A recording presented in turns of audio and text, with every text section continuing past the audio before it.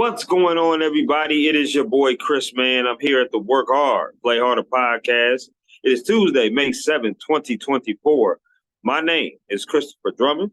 I am a freelance sports reporter. I'm also a casino host, and I love bringing people on here that not only works in journalism, in sports, but in all different kind of genres, all walks of life. Doesn't matter what occupation you are, but I just love to hear people's stories and people's why of what they do, how they do. Got a special guest coming on here. Her name is Dakota Zinn. She is the director of partnerships for the back-to-back Kansas City Chiefs, which, if you don't know who the Kansas City Chiefs are, they're a National Football League team, back-to-back Super Bowl winning Kansas City Chiefs, I should say. So she's director of partnerships. She is going to come on here and talk to us about her why of getting into sports, her why of doing what she does on a day-to-day basis. We're also going to have some fun questions and going to ask about some fun times that she might have had during the season and during that playoff run of the Kansas City Chiefs. So without any further ado, I bring to you the wonderful, the talented, the beautiful Dakota Zinn.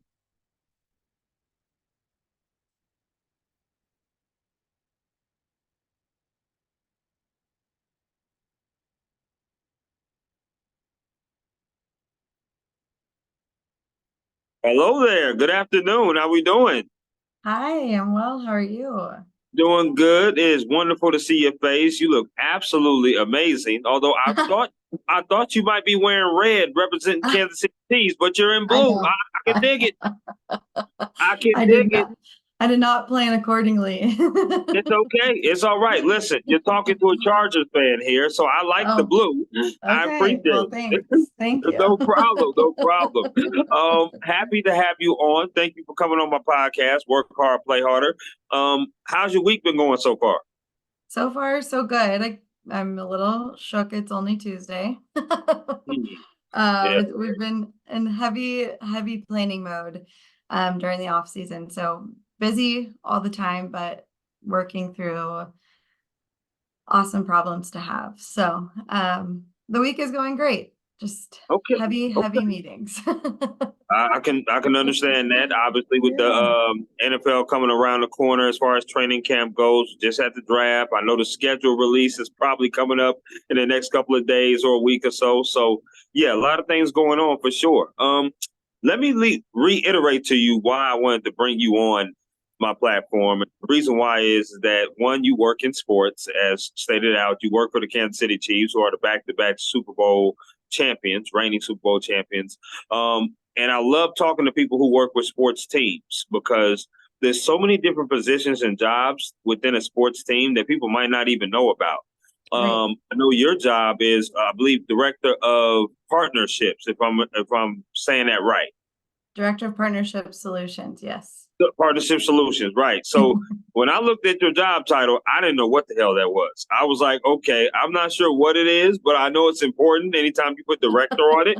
So I want to definitely learn about that, but I also want to learn about how you came about that position, because you didn't initially start off working in sports, right? I mean, you have worked in sports before. I know you did some with the Major League Baseball, but you've also Mhm. done some stuff outside of sports as well. So I love talking about people who come into these sports roles and Mhm. explain what they do on a day-to-day basis, because I'm sure in season looks a lot different than off season. So Yeah. I'm hoping to get some of that 411 from you, and I'm very happy to get to know you on this platform. So once again, thank you so much. Absolutely. Thank you, Chris. I think we'll start off with the first part.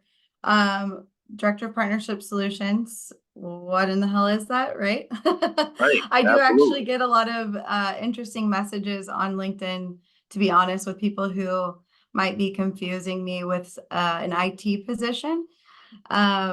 With the solutions addition to the end of my title there, but essentially partnership solutions, it is a new role for the Chiefs. Solutions roles in general in the NFL are something somewhat new to many clubs across the club or across the league. But I sit on our partnership team on both development, so new business side, and our strategy side. I think a simple way to kind of put what I do into simple terms, is kind of keeping the train rolling. So I'm helping with areas that people just don't have time to commit to, but mostly with the support of data or finding efficiencies, creating process to really ensure that we're moving and grooving in the right direction. So from a new business standpoint, that's helping with ideation for prospective partners and really coming up with some creative custom ideas to pitch, using things in like our CRM to help find efficiencies in the actual sales cycle and process itself, doing research using some of our vendor tools to help use data to support why we believe whatever brand we're going after is a great fit for our brand as well, and find the synergies between the audiences. So that's a lot where I support on new business side. On our current business side, similar, using data and processes to help recap the performance of partnerships. So helping our current partners understand how well their activations are working by being partnered with the Chiefs. So that's impressions that they're getting on game day, on social media, the different activations they have throughout the season and off season. How do we continue to manage the relationship and even help leverage into renewal conversations along the way? So I do a little bit of everything, and it does vary from season to off season. As I mentioned earlier, off season's a lot of planning. I do a lot of my vendor renegotiations, assessing kind of where we still have gaps in some of our data, and help planning for the upcoming season as we continue to sell for the upcoming season.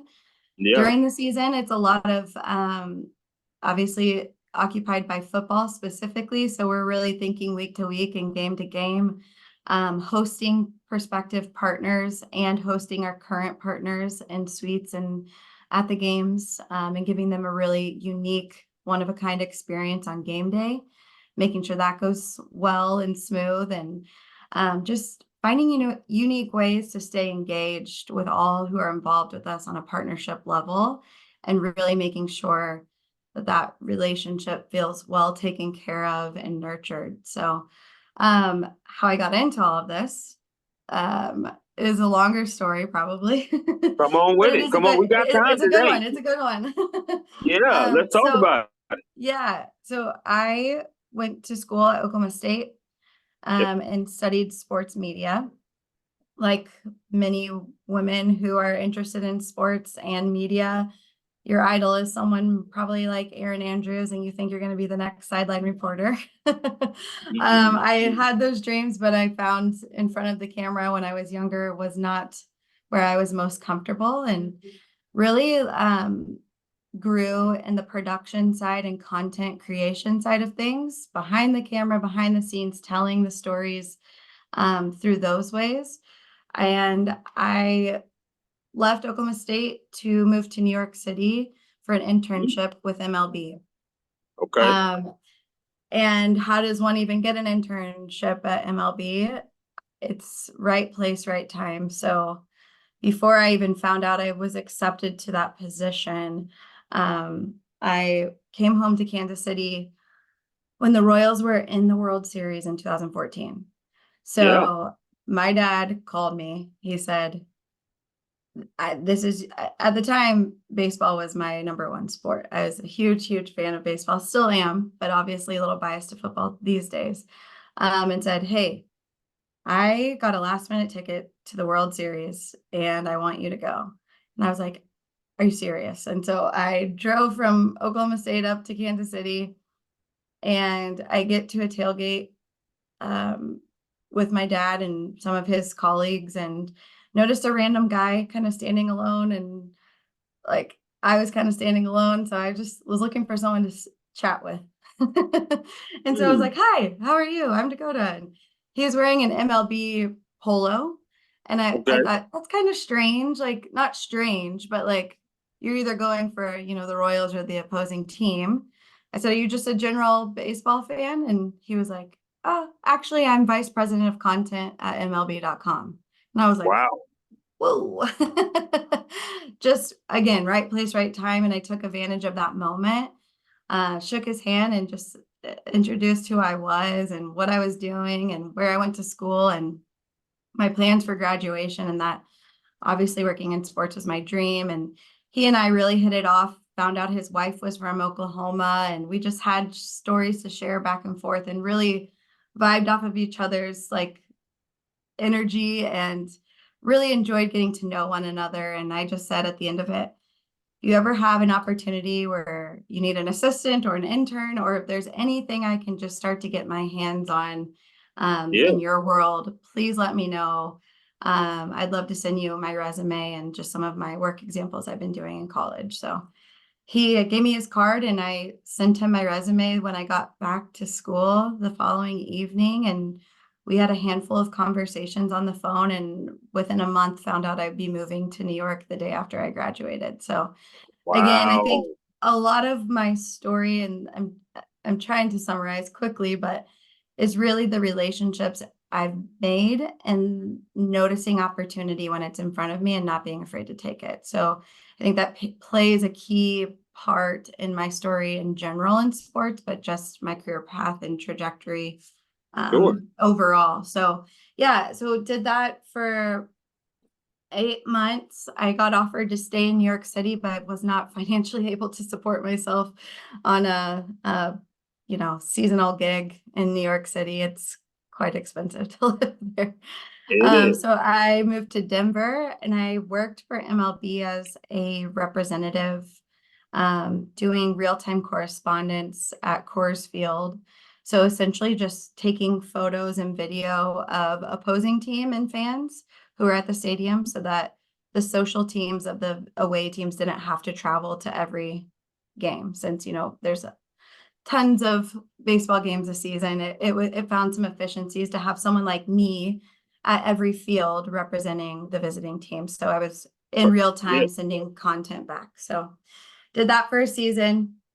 And I said, okay, Denver's not for me either. I'm ready to come back home to Kansas City, where I'm originally from, and get maybe some more holistic full-time experience in a role, versus doing a lot of part-time sports work. As much fun as it was, Mhm. I was ready to start settling down and have something more long-term and financially stable, to I be feel that. transparent. So I landed at a company called Dimensional Innovations here in Kansas City. They are an experienced design firm, but a lot of their business is in creating really unique experiences inside of sports stadiums and venues.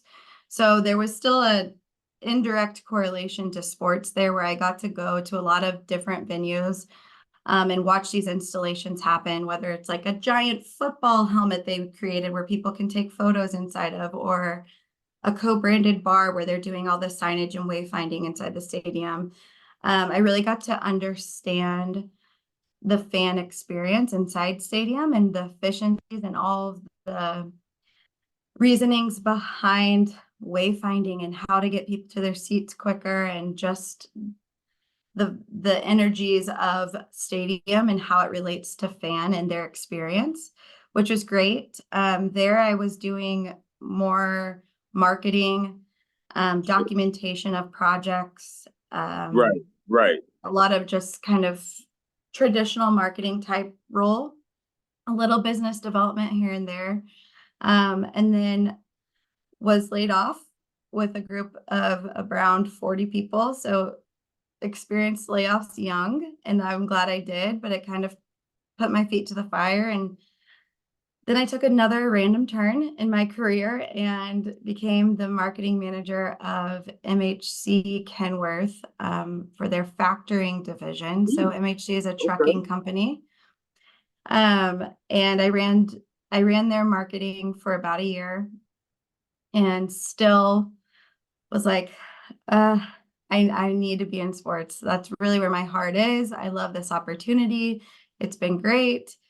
But in the back of my mind, I always knew my goal was still to find my way back into sports, Mm. at some point. So I started a little side business, doing marketing and social media for small companies in Kansas City, and really picked that up quickly to where I supplemented my salary and said, okay, I'm making more on the side on the weekends than I am in this role. I think I'm going to make the jump and commit to being full-time running my own business. So that was super successful. Dakota Miller Media.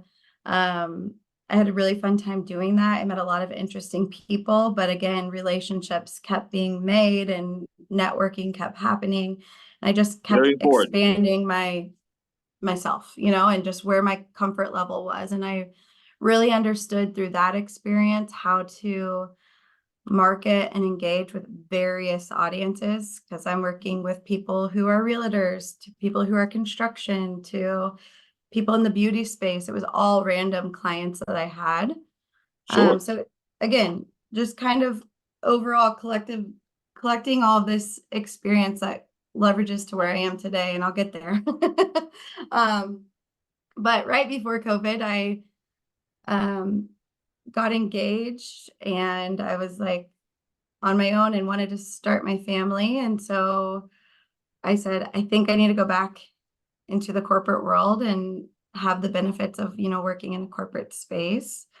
That's when I got a phone call from Populous, which is one of the largest sports architects in the country. Okay. And again, I saw that as an opportunity to start making my way back into sports indirectly.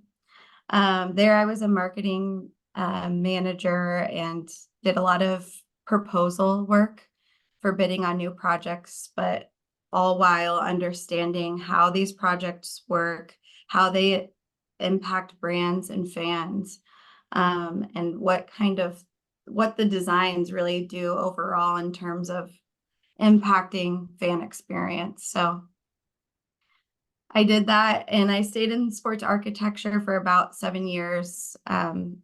And Okay. I consider Dimensional Innovations a little bit in that role because they work inside stadiums with architects. So I think sports architecture was a big piece of like my experience. And I finished my last position in architecture with Crawford Architects, a smaller firm, but sports oriented firm. And ran business development marketing there for 3 years and absolutely loved it, and really got to experience the growth I was looking for in terms of my career and personal development. And then last spring, I came across the post for the job at the Chiefs, and Kansas City is my hometown. The Chiefs have been my favorite football team since I was little, Okay. and I really felt like this role was made for someone like me, where it requires just a little bit of everything. And I've been doing a little bit of everything in all my roles. We're juggling multiple tasks and being organized and coordinated and finding efficiencies because you're working with a lean and mean team. I just felt like, okay, this is my chance to take my shot to see where I land in terms of being qualified for something like this. And I submitted my resume. I got asked to do an initial phone interview. That went great.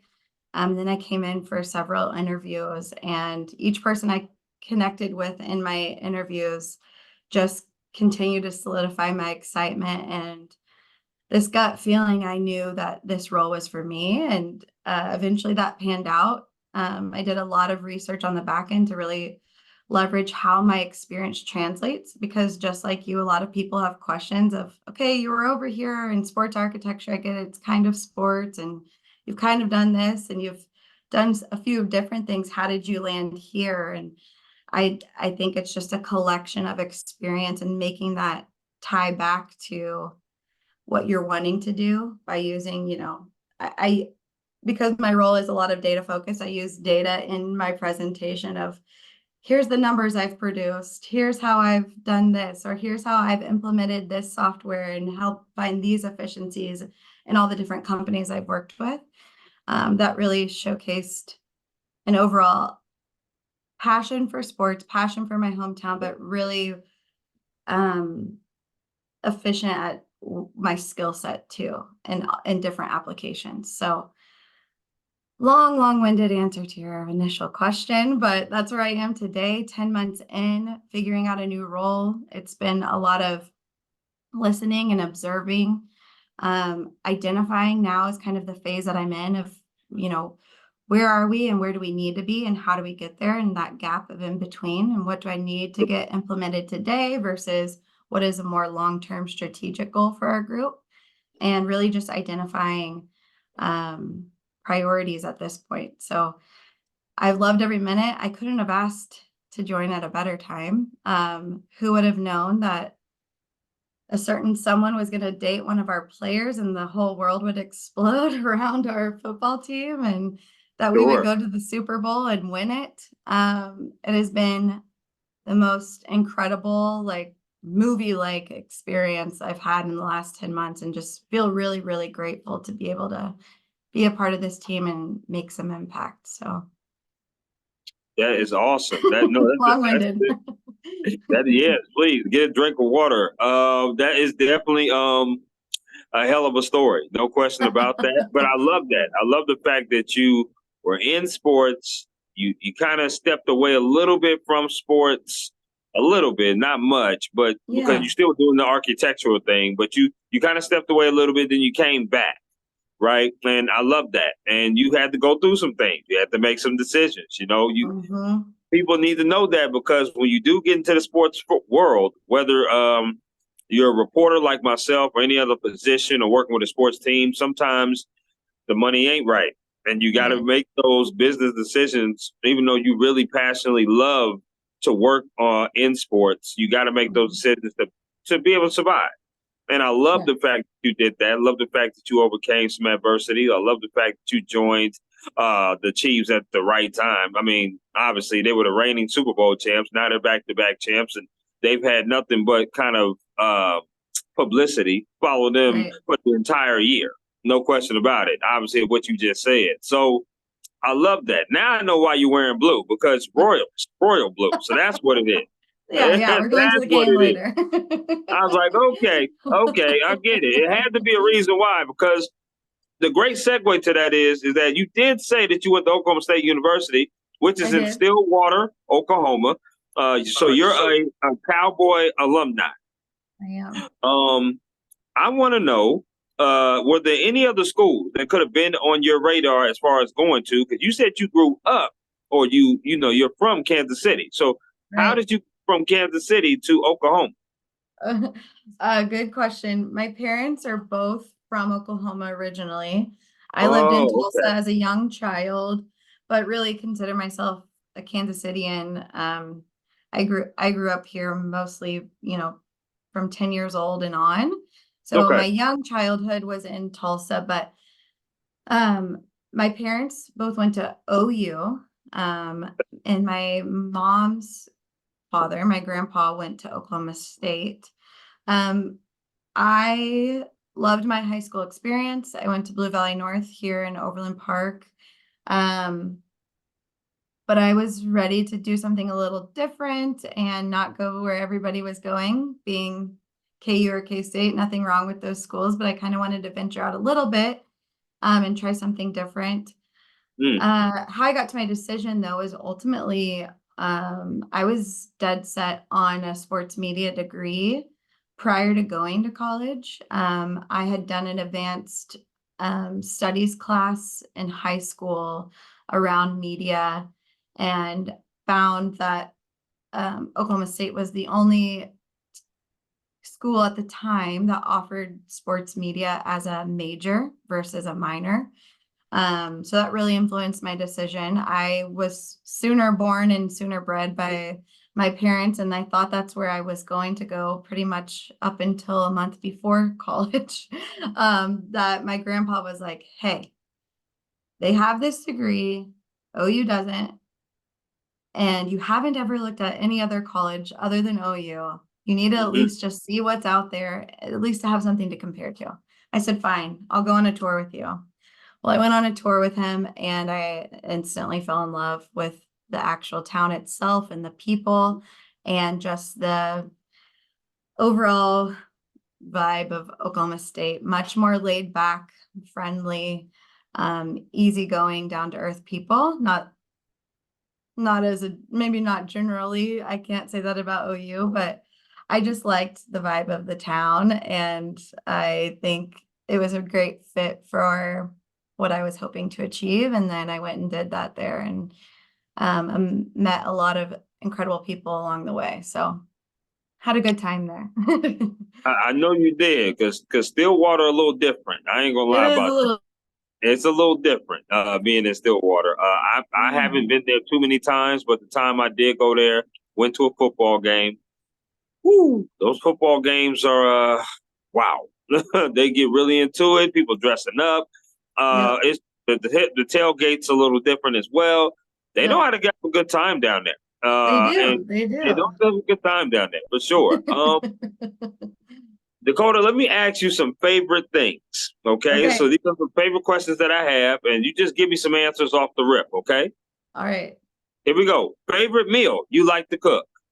Favorite meal I like to cook. Oh, I'm a simple kind of girl. I'm a clean eater. It drives my kids crazy, but I like steak and I like making green beans, and a baked potato. Hey, that's It's a simple but good. staple, and yeah, simple but good, and it gets the protein in.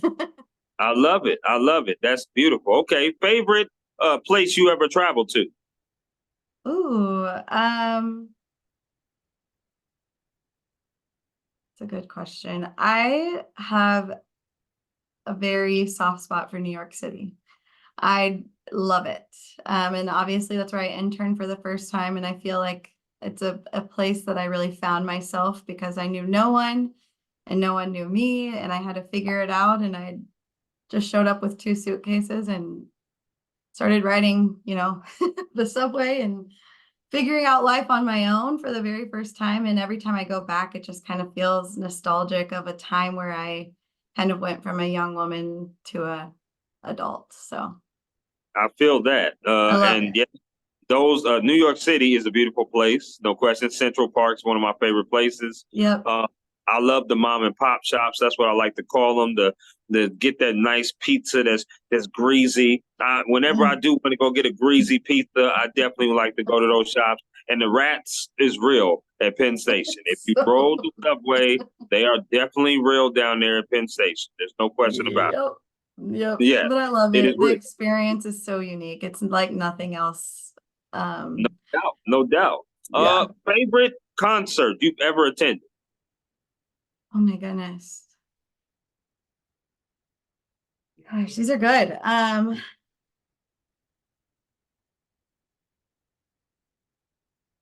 Oh, okay. It's kind of controversial right now, but Kendrick Lamar. I Wow, loved his Dakota. concert, and I know right now he's in a Hmm. little tiff. So that was a really good concert. Wow. Um, I Okay. also really love, and this is so random, but Third Eye Blind. I like rap and I like 90s alternative music. Wow. Now, Third Eye Blind is a throwback. If I'm not mistaken, did they say is one of their songs what's one of their songs? Semi Charmed Life. Yep. That's them, right? Yep. Okay. Gotcha. Now I know we can be friends at least. I normally don't befriend Chiefs, but that's okay. I will definitely do that with you, Dakota. No Okay, question about okay, it. good, Okay, good. because you said Kendrick Lamar, and that's one of my favorite artists of all time. So I love that. But yeah, that beef is crazy. That rap beef It is crazy. is. That every Drake and Kendrick song so far, I'm loving it. So Mm-hmm. hopefully they keep it coming, but we'll see. We'll see about that. Yeah. Okay, more favorites. Okay. Favorite restaurant you like to eat at? Uh, I'm a sushi connoisseur. So I like a good place to get sushi, which sounds crazy in the middle of the country that I could get fresh fish. But I there's a place here in town called Kyoto Steakhouse that has the best sushi. Even when I travel, I still find it to be my favorite. Okay, So so I love any good sushi restaurant I'm down for. okay, no, I feel that. Now, just to be transparent with you and open and honest, I've never had sushi. Never in my I life have tried it. it's a I've grown up eating it. My parents really liked it, so I just kind of have been eating it since I was young, but my Okay. kids don't want anything to do with it.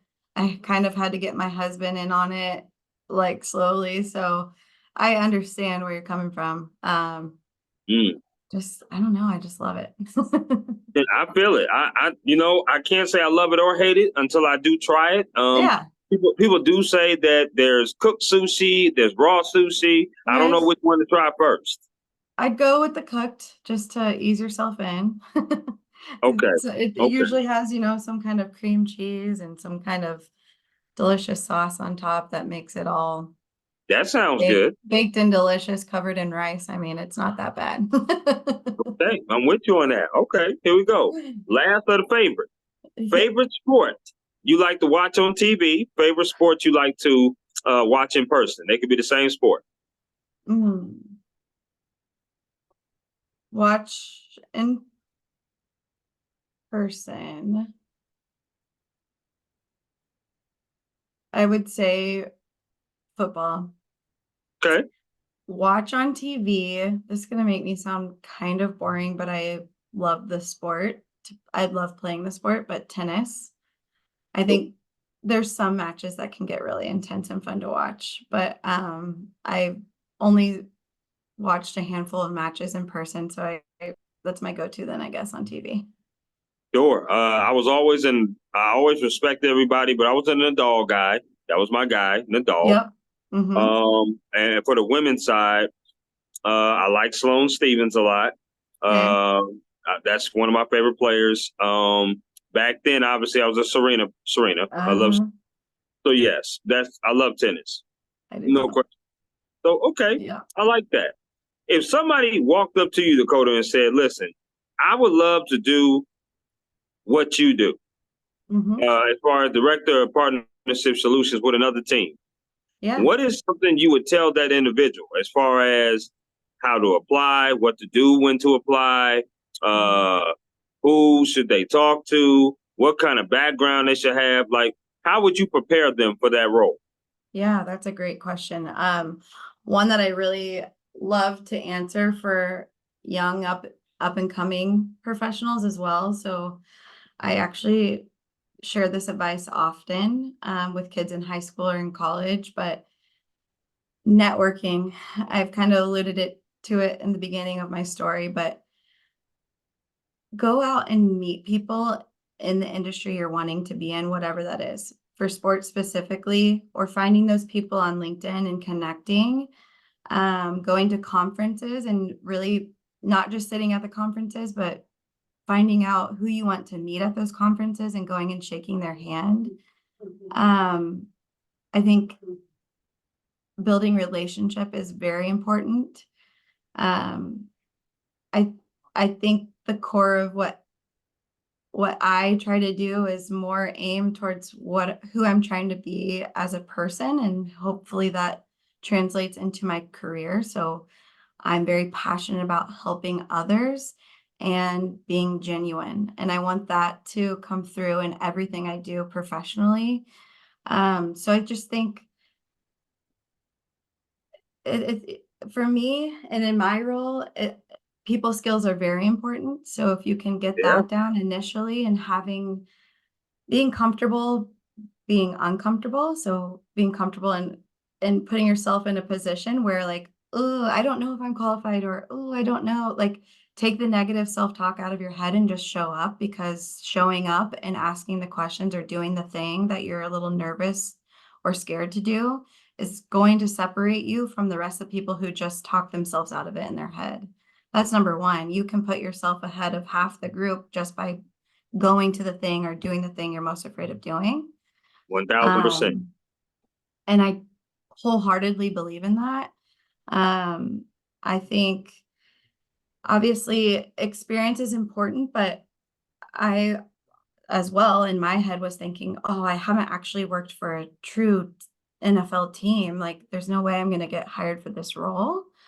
I think it, like I said, taking some examples of what you have done or where you are passionate and telling the story of how that translates into what your interpretation is of the role and why you think you're a good fit and where you see your skill sets as being valuable to what the role is trying to achieve. So just it's in the way that you spin it, in the way that you confidently believe in yourself.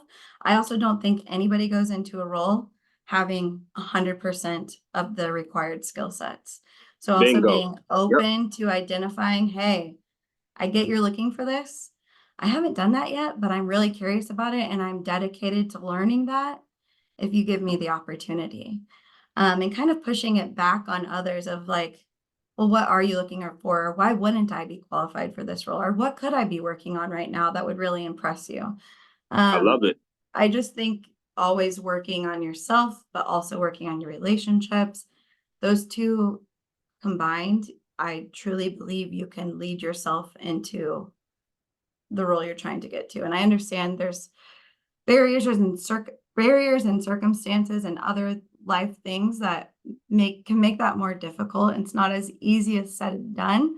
But if you continue to work and think that way and be optimistic and putting yourself out there and asking for opportunity and identifying opportunity, eventually you're going to land where you wanted to or better than you even expected for yourself to begin with. So it's a little preachy, but I really wholeheartedly believe in it.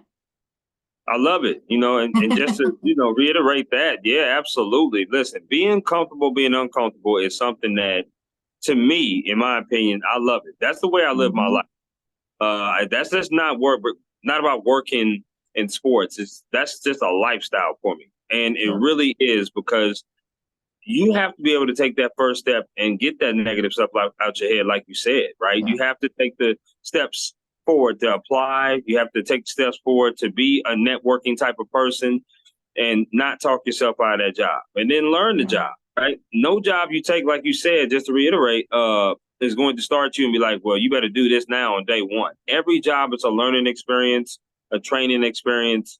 There's no job that you take that they don't train you, or you're not going to at least make mistakes. That's why people are there to help you. People are there to help further your career and stuff like that. So it's a good question to ask, because people, they look at your title and they're like, wow, that's a pretty nice title. And like, what should I do? Like, how do I get that? Like, how does she get that? What does she have to do? Well, I can 1000% tell you, you'll never get the job if you don't apply. Right. That's one thing for sure. I can 1000% tell you. And I tell a lot of college kids that now, me being a little bit older now, not in my 20s, I'm in my 30s now. But me being a little bit older, I tell these kids that's coming out of college, listen, just apply. Keep applying. Keep asking questions. Keep trying to learn. Don't be discouraged by the word no, because no is going to happen more often than yes. But all you need is one yes.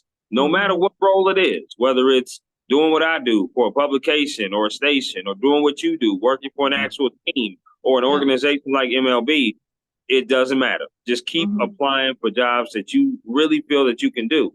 So I love that kind of advice. I really do. And I think it's important. Go ahead.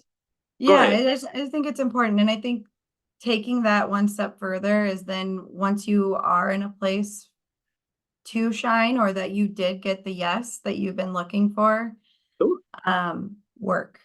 That sounds crazy, but this is no knock at any generation, but like, no one deserves anything.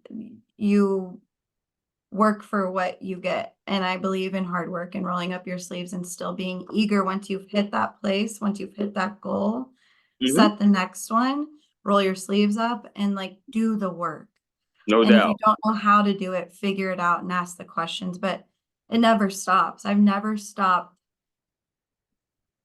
thinking of ways to better myself, my situation, or what I do. Like, I'm not ever going to be satisfied with just, here I am at this level, or at this job, or at this place. Right.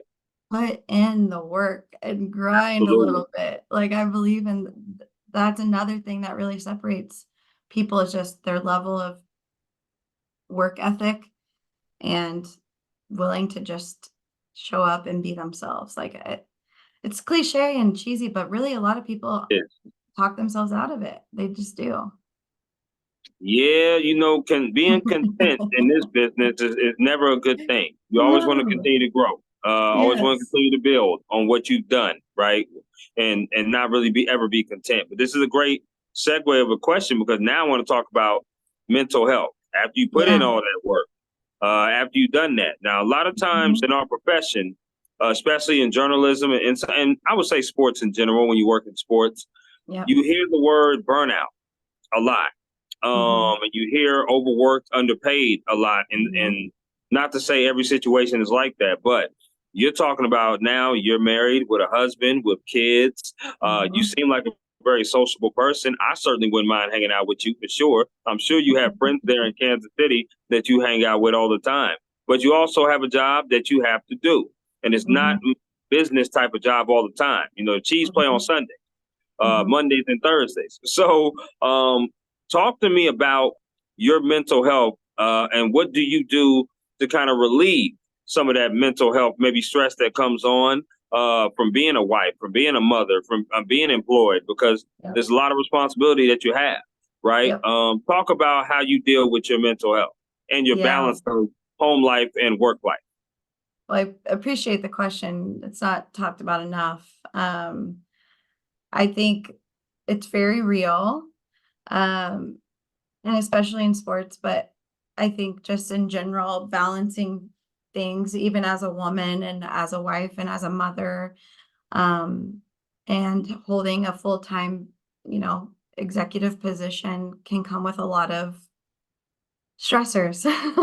And how Right. do I juggle it all? And I think, um, for me personally, it's gratitude that gets me in a mindset to, like, hey, our problems, these are real, but like, look around. Are you healthy? Are you like, I try to assess what's going good when I feel stressed. That's just like a day-to-day thing of just finding places like, I'm super grateful that I get to work here. I'm super grateful that I can move my body and play with my kids and get them to practices. And I'm grateful that I can afford the groceries to cook these meals. Like, I try to at least, it's not easy every day, right?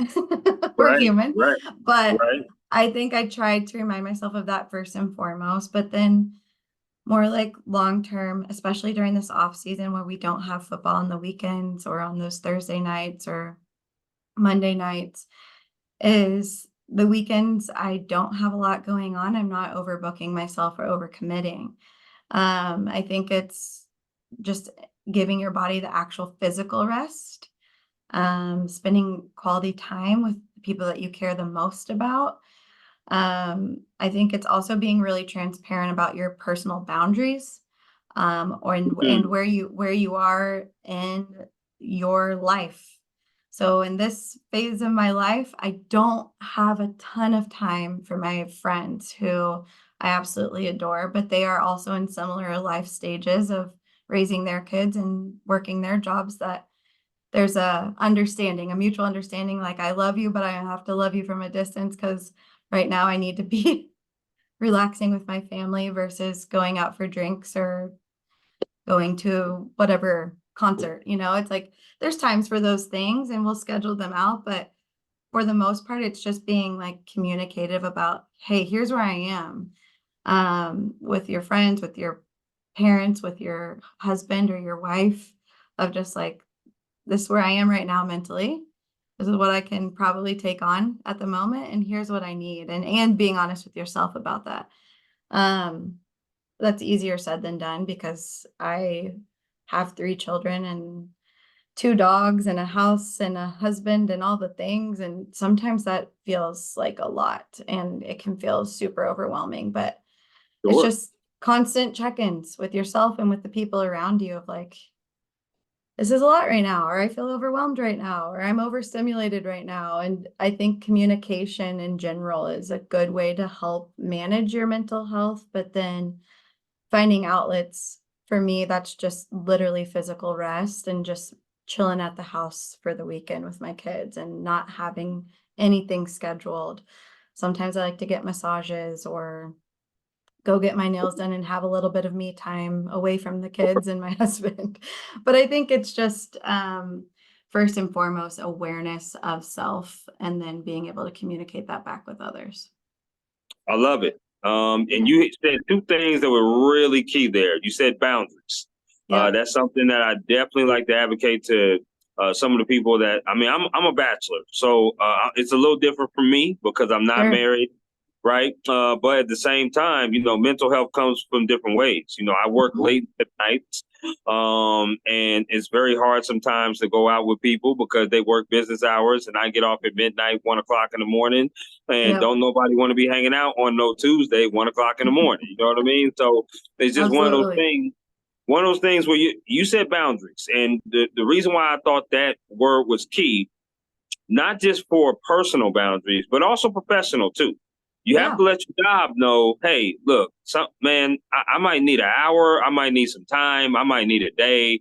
I'm just not feeling it. And it's not something that happens often, but a lot of the times when people come into the industry, Dakota, they are very afraid to speak their minds because they're Yeah. in prove-it mode, right? They want to prove, they want to be the yes person, the yes girl, the yes guy. Well, I'll do this, I'll do that. Yep, I'll do this, I'll do that. And you worked extremely hard to get to where you're at. No question about it. You deserve your flowers, and you're going to continue grinding. I love that. But at this point in your life, you are definitely sure of boundaries, Yeah. personal and professional. Now, I would ask you, when you started off and you didn't have those, you know, kids or a husband, was it a different mindset? Oh yeah. Okay. Yeah. Yeah. Naturally. And I think too with age. So I'm in my 30s as well. And Yeah, in my 20s, I didn't have concept of those additional responsibilities. And to your point, was trying to climb the ladder and was willing to do anything and everything to get to the next spot. And I am still, but just in a different way because right, of priorities. right. Prioritizing my time and what's important to me um and being clear of that. And I I think going into even interviewing with the job I have today is like I'm actually the only woman on our partnerships team that is a mother. Wow. So there's other fathers on our team and of that but they have wives at home or wives that work part-time and can handle, doing some of the things that like I still have to do drop off in the morning before I get here. And so um there's things I was just very honest about that I'm like, hey, this might flex my hour here or flex my hour there, but I'm committed 100%. You'll never see that in my performance or impacting. I just know where I need to tweak things to fit my priorities and my boundaries. I think another thing for me too is I feel more comfortable having um, a better relationship with my like who I report to. So Sure. my boss too, I'm very transparent as a person. And so there's times and places to be the yes person and to get the thing done and just to like there's times and there's still things I need to do to get them done and regard 1000%. yeah, so like it's not all the time, but I'm very much open with her about where I'm at and she's very, very supportive of me and everything that I do. And I think that makes a huge difference is having a healthy relationship to the person you report to, that boundaries are clear on what she expects or he expects and what you expect of them and your role. So she even mentioned to me in my, performance review, like, if there's anything that comes up, bring it up to me and we'll work through it. I think having just open mindsets of it's okay to be human and to have a life and to share that with other people Yeah, because there's always a solution to working around it. And if there's not, there's not. Like there are some people that are like, sorry, these are the hours and this is the thing. I'm sure. fortunate to have flexibility for sure. Um, but I think, yeah, I just think being more honest with where you're at. And she's like, hey, I also know this is a new role and you're getting involved in a lot of different things. If at any time I ask you to do something and your plate is completely full with other tasks you're working on, just say so. And we'll set a Cool. timeline that's adjustable for you to hit that thing I need you to do. She's like, I'm just passing it to you because I think you're great at what you do. And if you have the capacity to work on it, I'd love for you to do that. But if you don't have the capacity, vocalize it. So I think the stigma around vocalizing capacity or being afraid of not being able to do something because of your limitations from a boundary standpoint or from a full plate standpoint there's a fine line, but I think you should be more open to sharing that with others. And then not just saying, sorry, I'm going long on this, but like, here's what my situation is, then coming up with a solution. I think that Sure. with any problem, it's like, here's what I'm facing, or here's what I have to do, but here's where I'm going to make up for that. Or here's how I'm like, if I have to come in 30 minutes late this morning, here's what I'm doing back half of the afternoon to make up for A that. compromise. A Yeah, compromise and just being solution oriented. It's like right. coming to anybody with a problem is not very constructive or helpful or efficient. It's share the problem, but also have ideas on how to solve and then Right. work with the person to come up with that solution. And I love 9 it. times out of 10, that's totally achievable. So Without question. If you got the yeah, right boss, no question. And yeah, like you said, you have to have those open. And that's the second thing that I wanted to tell you is that you talked about boundaries, but you also tied it in with communication. If yeah, you're honest with people, it's going to work out in your favor. No question about it. Especially being in this business, people are understanding. People understand that you have other priorities. People yeah, understand what you are at your life if you explain to them what's going on in your life. yeah. Like I've already advocated, this is not a business type of deal. When you're working in sports, you work very different hours at times. Mhm. That you have to sometimes be dependent on the client, sometimes be dependent on the team, the Yeah, schedule, stuff like yeah, that. No, I am in my profession. When we do games, when we do previews, when I do feature stories, I would love to do an 8 to 5 or 9 to 6, get home every day, sleep that normal time. But we know sports is nights and weekends, so that's just yeah, not what it is. And we know what we signed up for. So I love that advice. I love asking that question, and you had gave a great answer. I really do appreciate it. yeah. I wanted to get to this or that, Okay.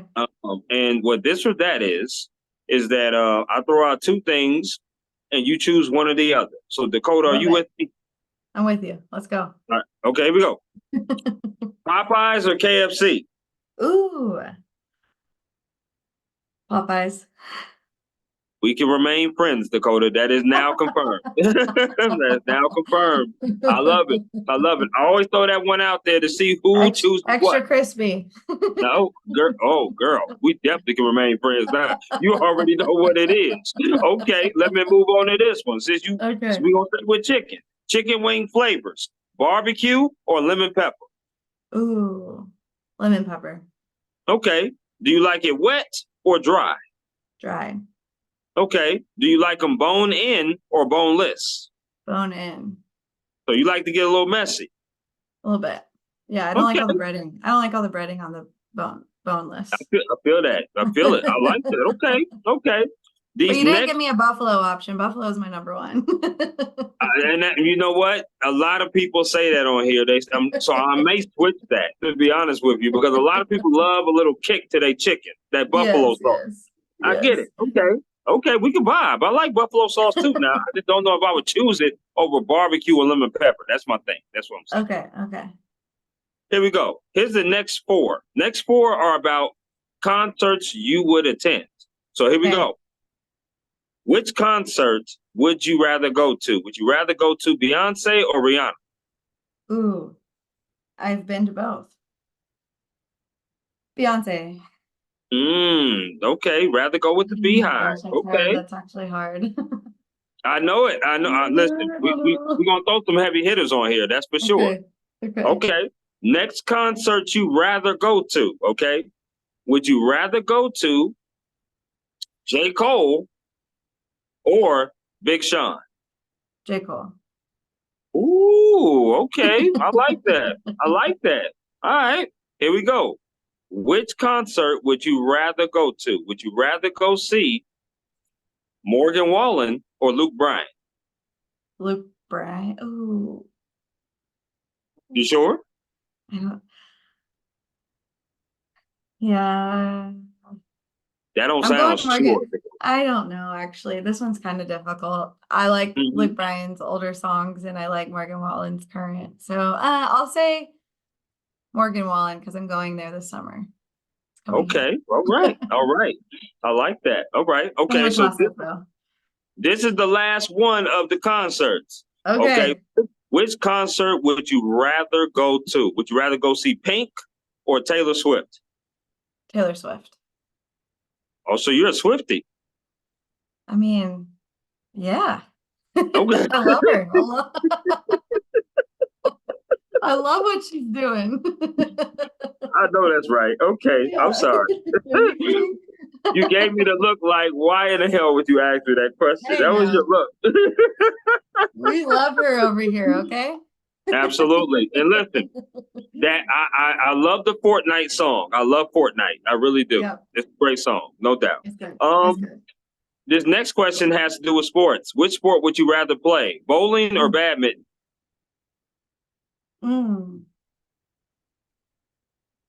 Bowling. Are you a good bowler? Decent. My brother's way better than I am. Okay. Do you need the bumpers? No. Okay, that's all that matters. I don't have my own ball. Yeah, that's good. So that's where I land. I don't need the bumper, but I don't have my own ball. As long as you don't need the bumpers, we're good. Because if you need the bumpers, you have to get your own lane. I don't care if it's 8 people that go with you, it's 7 people. Yeah.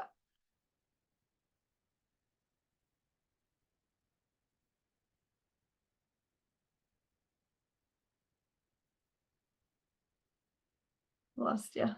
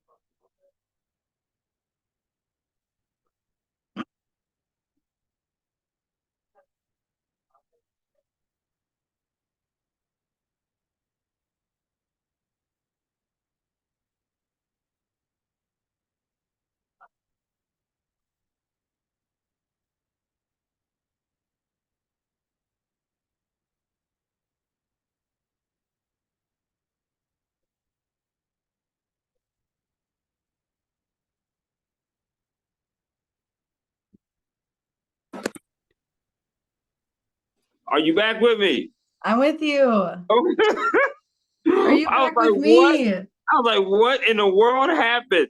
It's getting good. Okay, so hold on. So here we go. I'm going to get back to it. First off, once again, my name is Chris Drummond. I'm here with Dakota from the Kansas City Chiefs, Director of Partnership Solutions. Work Hard, Play Harder podcast. Had a little bit of technical difficulties, but we're now back. We're in the middle of my questions of this or that. So let me ask this question again, because you might have said the answer, but I don't know what the hell you said. So let's move on. Here we go. This question has to do with sports. Which sport would you rather watch on TV? Hockey or baseball? Hockey. Okay, got you. I like that. Now, these next two questions have to do with food. Are you a dessert person? Yes. Okay. So I'm gonna throw 4 desserts out at you. One of these you can never eat again. You'll have to choose. Okay. Okay. So here we go. A is cookies. B is cakes. C is ice cream. D is candy. Which one are you throwing away and never eating again? Cake. Wow. You know. I would have said candy for sure. I know. It was between cake and candy. I don't love icing. Really? And I love a good peanut M&M. Okay. So that's how I justified that decision. I understand. I love the decisiveness. I really do, Dakota. Now, mind you, I'll be transparent with you again. Never had peanut M&Ms. What? Yeah. All right. Yeah. You're gonna have a cooked sushi roll followed by peanut M&Ms one of these nights. You know, I do plan on coming there to Kansas City. Y'all do have the Negro League Baseball We Museum. do. I really want to come cool. there and see it. Plus, I want to see a Royals game because I've never seen a Royals game before. And then last, y'all got some of the best damn barbecue from what I've heard. Yeah, I haven't down there. heard any barbecue questions from you yet. No, and we're getting to that. But we're definitely gonna get to that. So now we got that out the way, and let's do chips. Are you a chip person? Depends. Okay. Yeah. I'm gonna throw 4 chips at you, and you name one of them that you ain't never gonna eat again. Okay. A is Doritos. B is Cheetos. C is Ruffles.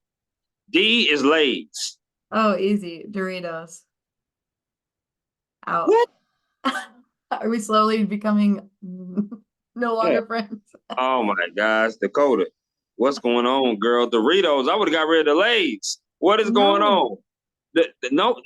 Well, what you eat with the Lay's? The ranch dip. Not in a bottle, like the kind you make. Like with sour cream in the packet, and you dip the Ruffles or Lay's in there. Wow. Okay. Well, at least we agree on the Ruffles. I'm with you on that. Okay.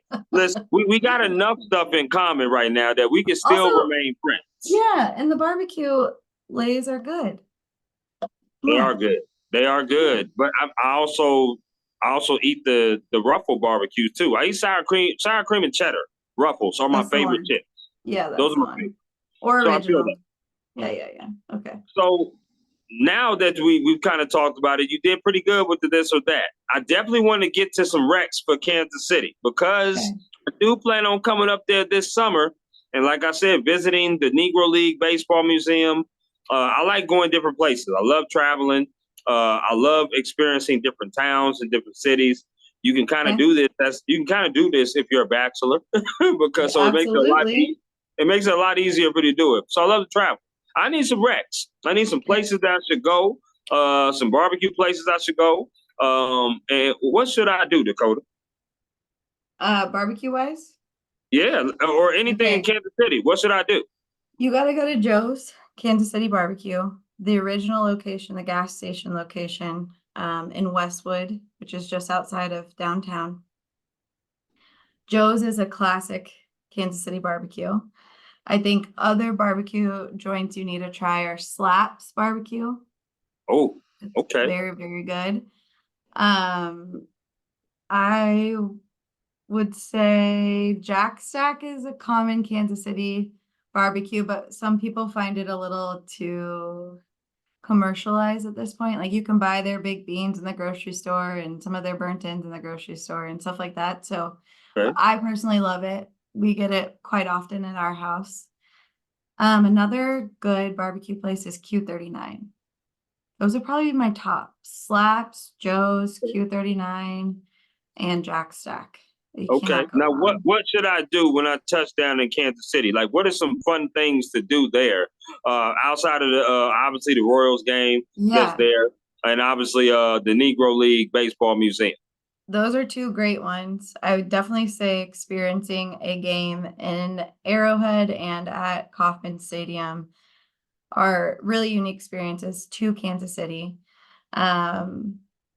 our downtown is growing and it has a lot of fun things going on, a lot of live music, a lot of jazz music. The music scene is nice downtown. Let's see. Union Station has some things for kids, so maybe not for a bachelor. I want to steer you there. Hmm. Hmm. Yeah, no, nah, I'm good with that.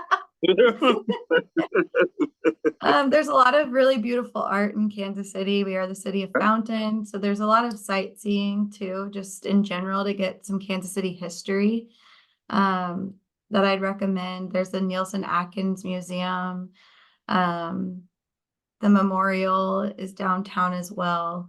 I definitely think being a bachelor coming downtown is your best bet versus getting into any of the suburban areas because it's just shopping and regular eating, I would say, and all those other places. But yeah, really unique sports is probably my favorite. I mean, obviously I'm biased, but just going to a Royals game in Kaufman is very special, just as it is in Arrowhead. It's just a different feeling. Um, and that feeling is really unique to Kansas City. Let's see, what else is a good time? Yeah, talk to me. I'm open ears. I love that downtown scene. I love like the bachelor vibe. I love going Yeah, talking to new people, getting to know new people. I'm yeah, definitely gonna go to Slaps or Joe's or any of those barbecue. you have to Slaps really got me you interested. eat. Yeah, I also really love our hockey team. We have the Kansas City Mavericks hockey team in Independence. Um, you asked me a question of hockey Baseball. or baseball watching on TV. I said hockey. I just think the hockey games here really can get really exciting. And that's a easy, fun, cheap ticket and a good night out. And I enjoy that sport. It's just something different. Sure. But Now, yeah, now Now, mind you, now obviously, I plan on coming there in the summertime for sure to see yep. see the Royals play. I love Mhm. Bobby Witt Jr. He's one of my favorite Yeah. players in Major Oh League yeah. Baseball. And Salvador Perez, who's been a long time Royals player. So I do like those two players on the Royals. So I definitely want to check those out. I definitely want to check the museum out. I'm such a historic fan, so I love anything Negro League or anything kind of like Yeah. that. That's You'll very love that. That whole area is really nice and they're expanding too. And I think it's super cool. They have the college basketball experience at the Sprint Center downtown. That's also really interesting. For, another sports history type of vibe. I also say we're really well known for beers. So if you're into breweries, I don't know. Um, there's a lot of breweries in town. I think I lost you again.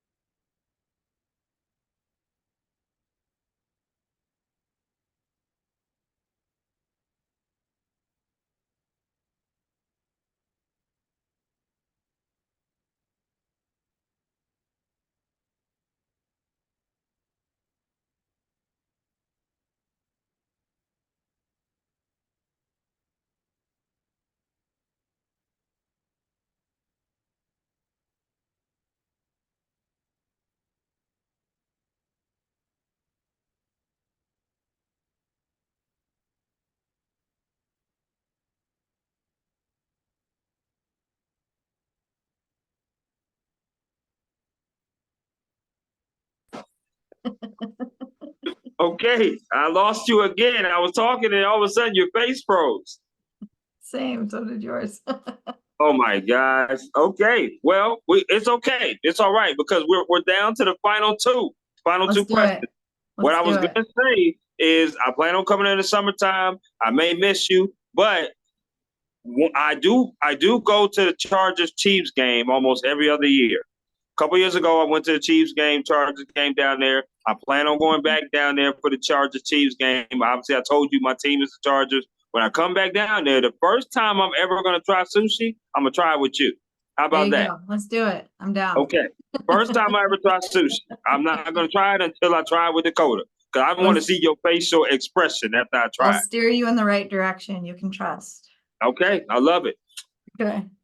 Advice. What advice has someone gave you that you hold on dearly to?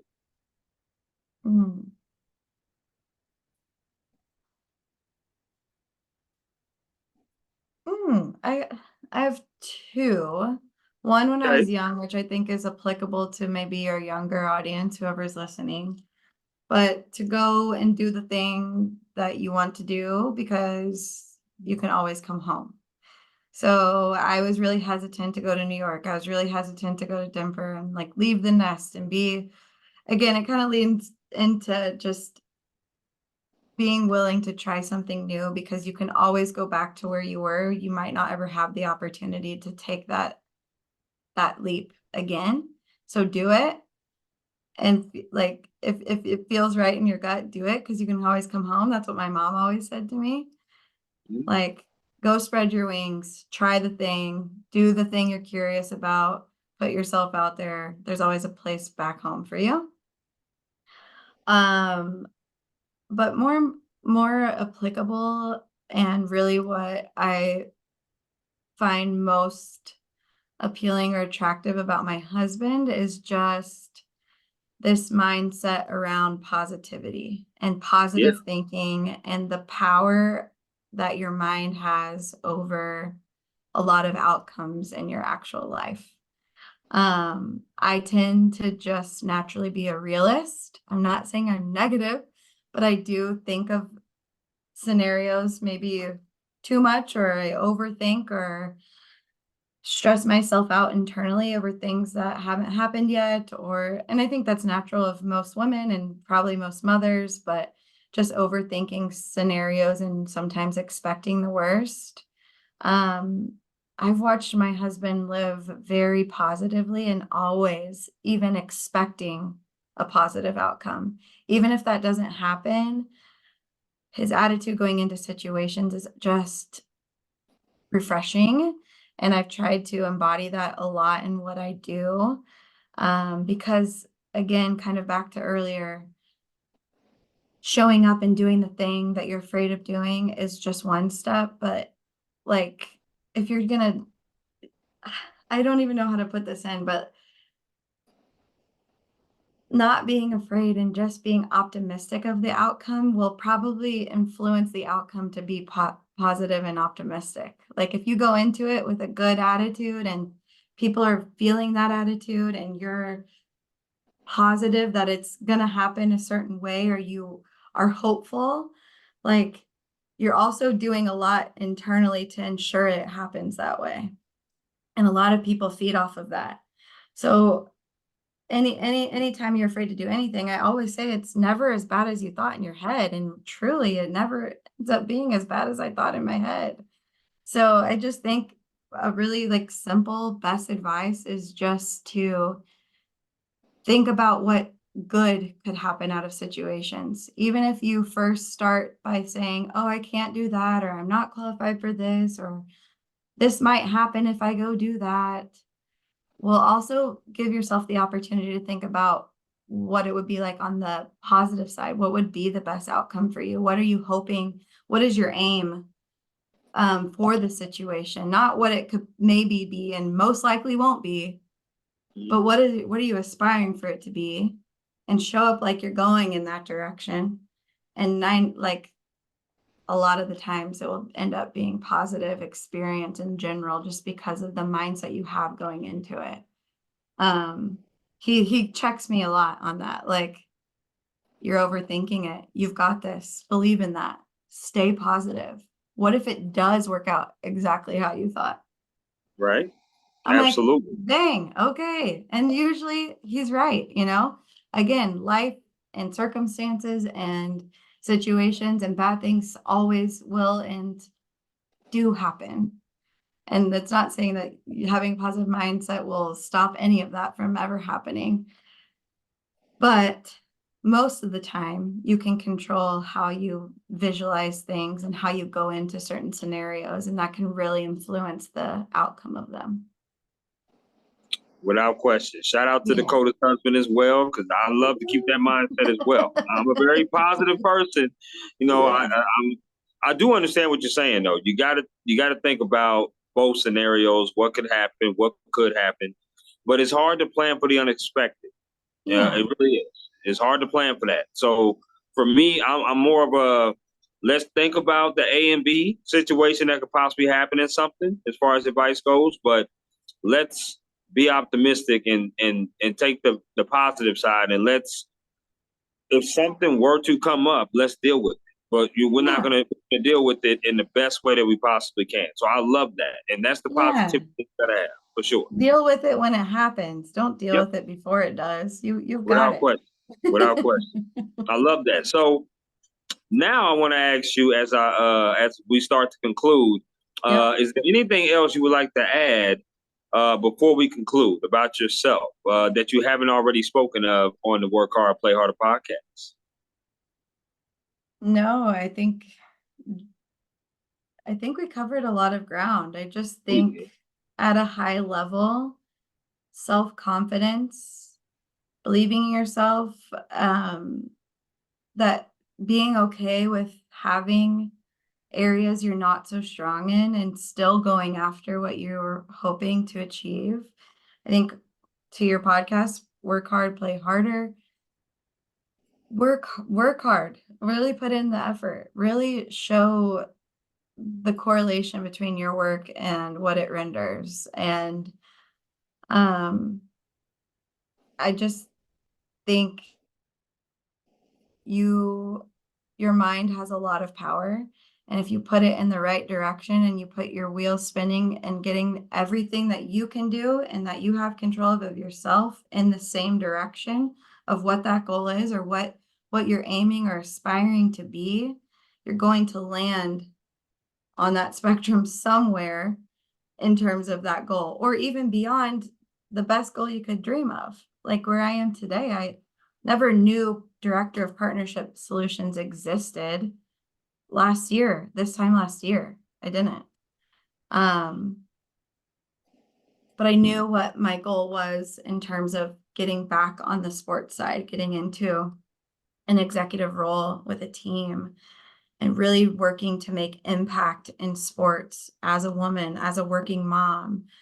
I think there's a lot of things that I've been wanting to prove to myself. So I've been doing everything I can to put myself in that position, and meeting people and networking and working hard and building the experience and showing up. Um, I think a lot of people are just hesitant to take the leap and the risk because they're afraid. And I would just encourage everyone to push outside of their comfort zone at the end of the day. Like, just take one little bite out of it, go a little bit further than you might be used to, and see what it feels like, because you can expand your circle of comfort and you can really surprise yourself of what you're truly capable of. Um, and I think that really separates people.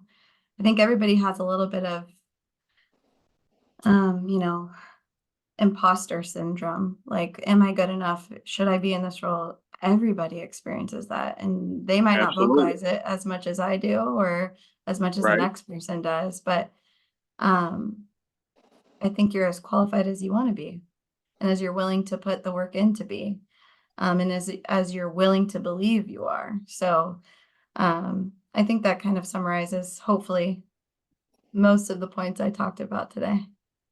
Sure. Absolute. It has been an absolute treat to have you on here, Dakota.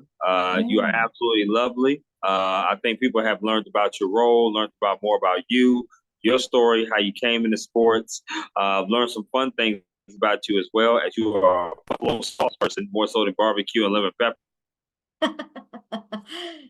Oh, I know I lost you again.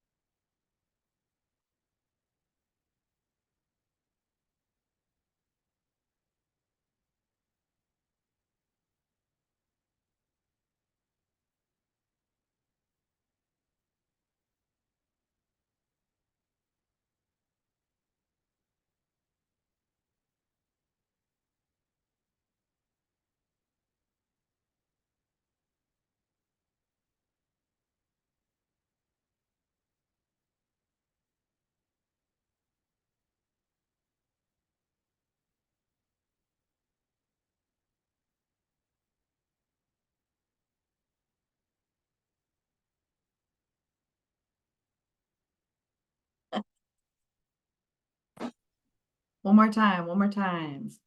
I literally was talking and I didn't even know that the screen went off.